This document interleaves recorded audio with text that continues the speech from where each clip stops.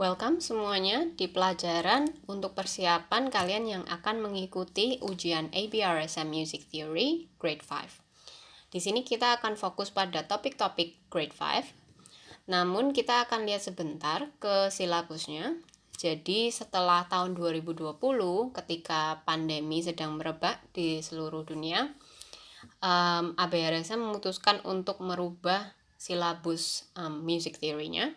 Jadi ada beberapa bagian yang dikurangin, dan juga formatnya ujian pada waktu itu dirubah menjadi online sehingga bisa dilakukan versi multiple choice. Ya. Tapi tentunya kita yang belajar ada baiknya kita mempelajari versi multiple choice maupun versi tertulis seperti biasa.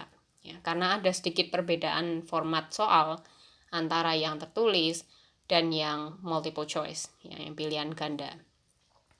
Nah, di sini sudah ada silabusnya dari grade 1 sampai dengan 5. Karena kita hanya membahas grade 5, maka kita akan melihat langsung ke buku Music Theory in Practice.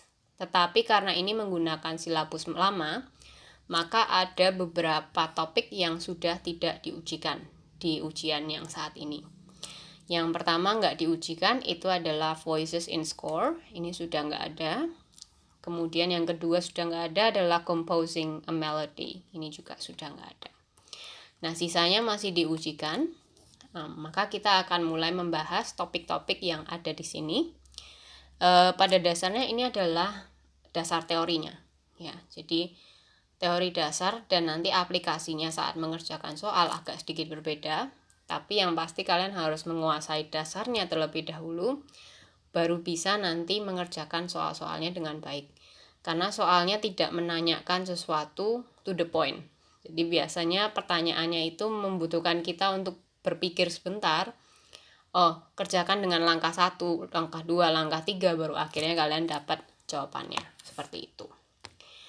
Oke, kita akan mulai dengan di sini Kak Alicia sudah mengelompokkan topik-topik yang kira-kira ilmunya itu dibutuhkan untuk topik yang berikutnya.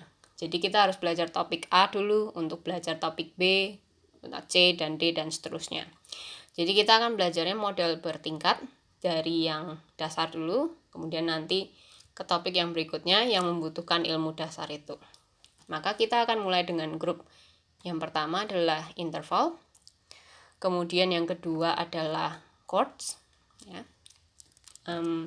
Kita akan membahas mengenai triads di sini lagi, kemudian chords di cadential point, dan yang keempat kita akan membahas transposition.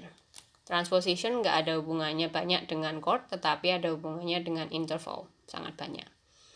Ya, walaupun chord masih ada sih sedikit menyenggol hubungannya dengan transposition. Oke, mari kita mulai dengan bagian yang pertama.